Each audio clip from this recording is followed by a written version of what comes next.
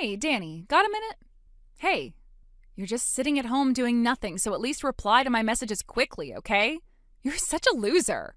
I'm going to tell Mom and Dad that they need to kick you out of the family if you keep this up. Dude, calling your own brother a loser? Really? Hey, you only reply the moment I start roasting you. How adorable do you think you are? I was just taking a nap and then your notifications popped up one after another. I checked and it was all your insults. A nap, huh? Acting like you're some busy worker when you're not even a wage slave. You're just a NEET who stayed up all night gaming and then crashed in the morning. If you don't need anything, I'm going back to sleep. Wait, no, I do have something. Then spit it out already. I'm getting married. What? You getting married? Come on, it's not that shocking. No, it's definitely shocking. I never thought someone like you, who's such a pain when you visit home, would actually get a chance to marry. That's so mean. I'm cute and beautiful. Of course I've got plenty of chances. Yeah, your personality, though. Well, that's just cruel. Don't scream at me through texts. That's so rude. Honestly, I was thinking not to come to your wedding at all, and now I'm even more sure I won't. Oh, so that's what this is about. By the way, do you even have the money for the wedding? Huh? Why would you ask that? It's none of your business since you're not attending. Are you really not coming? I just told you, I'm not coming. But wouldn't it be embarrassing if the bride's own brother doesn't show up? You sure about this? You're so persistent. Since you seem a little slow, let me break down what you should do for my wedding. First, bring a gift of $10,000, thanks. What? $10,000 as a gift? But don't come to the wedding and forget about hanging out with relatives, too. Wait, what? You want me to skip the wedding but give a massive gift? Isn't $500 the usual for siblings? That's my test, a blend of tough love and kindness from your sister. What does that even mean? It means your sister, worried about her social misfit brother, wants to help you get back on your feet before I get married, or something like that. Huh? You seem totally out of it, like getting married has turned your brain into mush. Huh? Do whatever you want about the wedding. I'm not coming either way. Whoa, you're being surprisingly reasonable. It's weird.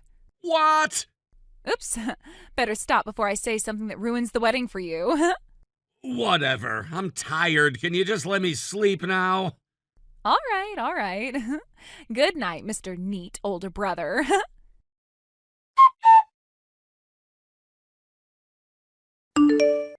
Danny, I forgot to tell you something important. What now? I've got a meeting in a little bit, you know. Meeting? Yeah, an online meeting with work people. Wait, is that one of those online game chats again? Huh? My fiancé works as a programmer at a company that makes games. Oh, so he's a game programmer.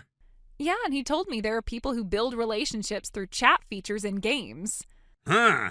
I do play online games sometimes, but the meeting I'm about to attend is legit work-related for real. Enough with that. It's not important. What I forgot to tell you yesterday. What is it?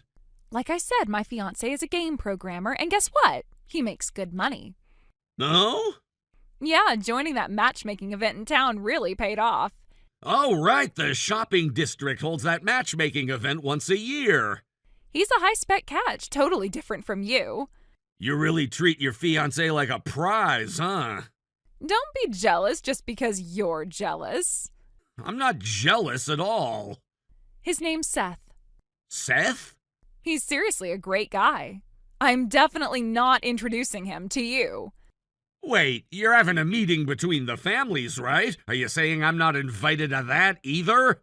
Of course not. I don't want your NEET smell to ruin Seth's image. NEET smell? Don't ask for explanations. It's annoying. By the way, still not working? Huh? You promised to give me a $10,000 gift, remember? The wedding's in about 6 months. If you don't start working now, there's no way you'll save up $10,000 in time. You're still on that? You don't come to the wedding, no family gatherings, don't even show up. That's kind of selfish. I already told you, that's my tough love and kindness, helping a social misfit like you get back on track. Who's a social misfit? It's a great story, right? You start working just to scrape together my wedding gift. In exchange for not inviting you to the wedding, I'll make sure you get your moment in the spotlight with that story. You should be grateful. Then give back the $20,000 for the wedding. What? What are you even talking about? Come up with an excuse and obey me this once. Fine. Meeting's starting soon, so I'm shutting off messages. There's no meeting. You're just bored. Come listen to me brag about my fiancé. I'm turning my phone off now. Hey, wait!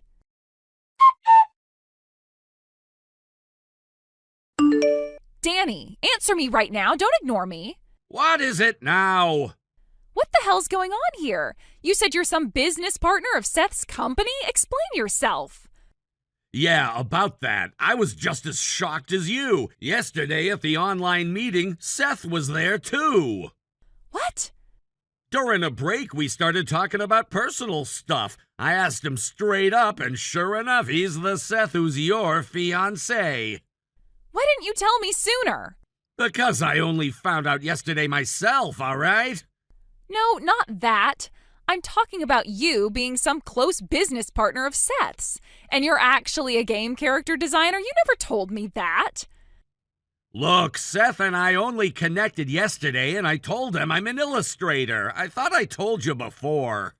Well, you clearly didn't say enough. It's your fault I thought you were some lazy NEET. You're the one who's been calling me a worthless loser this whole time. I was bracing myself for this cold shoulder. I expected it. Is this really happening? Why are we even like this? Because I told Seth you're a hopeless good-for-nothing NEET who's obsessed with games and can't fit into society. That's harsh even for you. So here I am, supposedly trying to help you get your life together, and the 10,000 by my wedding is your deadline, a test, my so-called tough love. Unbelievable. But then I find out you and Seth are connected like this. Yeah, Seth told me your ideal brother-in-law looks nothing like the real thing, so he's lost all trust in you. Please do something. Convince Seth not to call off the engagement. He's a fan of your art beyond just work, so maybe if you talk to him, he'll reconsider. No chance. Why the hell not? Because you've been boasting about paying half the wedding costs, $20,000 of it. Wait, I'm working on convincing Dad it's my money. That money belongs to me. What? Dad's been seriously ill, had to retire early, still paying medical bills. Do you think he can just hand over that much cash? I didn't think of that. That's why I ended up paying. You did what?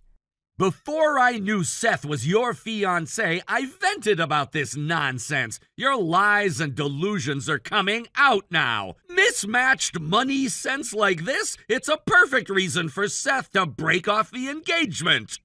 No, please. And by the way, I'm putting $1,000 a week into the household funds.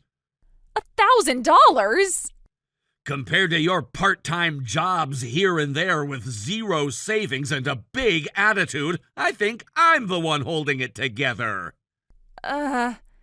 Seth, who's usually so calm, already started talking about breaking it off. So yeah, it's pretty much done. The venue isn't even booked yet. Dad's holding on to the $20,000 I gave him for now. Oh, this can't be happening. I have to get back to work. Wait! You've got deadlines, but don't you care about saving your cute sister? Cute sister? Who even is that? That's me. Wait, Danny, please don't go yet. Whatever. I'm done talking. Turning off my phone now.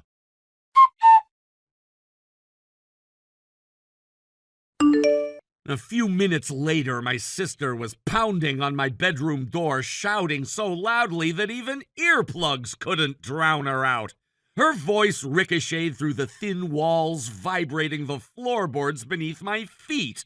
I could almost feel the desperation in each strike of her fists, as if the rage and hurt she carried were striving to shatter the door itself. This was no ordinary argument. It was the raw, unfiltered cry of someone whose entire future had just been ripped away. The engagement was broken. Nothing I could do or say would change that. Even the legal settlement, the so-called consolatory payment, was finalized, modest but symbolic, a gesture to close the chapter, to hush any talk of scandal. But money couldn't heal her pain, couldn't reassemble the shards of trust and hope that lay scattered on my bedroom floor.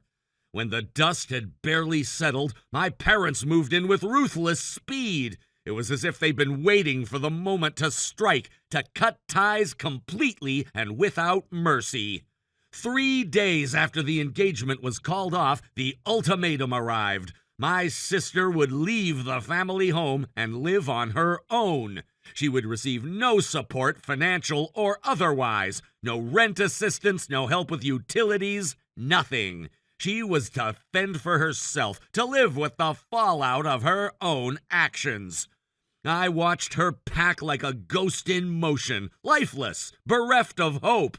She stuffed clothes into suitcases and scarves into carrier bags with trembling hands, the corners of her mouth turned down in a misery that made my heart ache.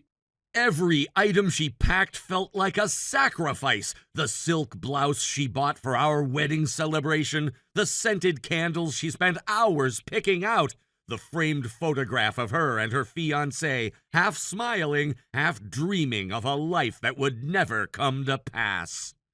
My mother hovered over her like a specter of judgment. With clinical precision, she oversaw the process, directing the movers to load each box into the small van that sat idling at the curb.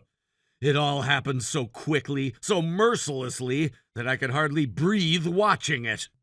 At one point, my sister sank to her knees in the hallway, surrounded by cardboard containers brimming with her life's essentials. She pressed her forehead to the wooden floor and sobbed in a way that tore at the silence itself. Her tears pooled at her lashes, wetting the surface of the hard wood until they glistened like tiny jewels. There was no one to comfort her. No one offered a gentle hand on her shoulder or a whispered promise that things would be okay. Instead, my mother calmly retrieved a dictionary from a nearby shelf. I stood 6 feet away, watching every move. My mother's expression was unreadable, icy, detached. She flipped through the yellowing pages until she found the term she wanted: self-inflicted consequences. Her finger traced the letters as if branding them into my sister's mind. She held my sister's gaze and spoke with a voice so soft it contrasted painfully with the harshness of her words. Think about why this happened. Understand what you brought upon yourself. And then she turned and walked away, leaving my sister kneeling alone in a storm of emotions and scattered boxes. I swallowed hard, the lump in my throat feeling like a stone. My sister looked up at me, her eyes red-rimmed and glassy. There was a flicker of hope, maybe even relief in that look, consolation that at least I was still there. But what could I say? What words could I offer that hadn't already been said and twisted into blame? I knelt beside her and pulled her into silence, wrapping my arms around her shaking shoulders. She trembled like a leaf caught in a gale, and I held her tightly, wishing fervently that I could protect her from the storm unleashed by her own mistakes. Over the next hour, the movers emptied the rest of her room. Her bed frame was disassembled and taken away. The bedside table, the lamp with its delicate lace shade, the bookshelf crammed with novels and photo albums, it all vanished. When they lifted the last box off the floor, the room looked larger, emptier, colder. It felt like someone had exhaled the air out of the house. My sister eventually stood, wiping tears from her cheeks. She retrieved her coat and bag, slung both over her shoulders, and steeled herself to step out into the world she'd been forced into prematurely. I walked her to the front door. Outside, the air was crisp, sharp with the promise of something new, though she was anything but ready for new beginnings. Her apartment was a compact fifth-floor walk-up, a bare room with nothing but a kitchenette and a bathroom. The walls were painted an unforgiving white, swallowing any warmth. The landlord handed her the keys without a smile. Another transaction sealed, another life reduced to bureaucratic exchange. We carried her boxes up the narrow staircase. She paused at every landing, clutching the rail as if weighing whether she really wanted to go on. But she did, and we climbed higher. When we arrived, she unpacked the first box with shaking hands. Out came mismatched dishes, old towels, a handful of clothes.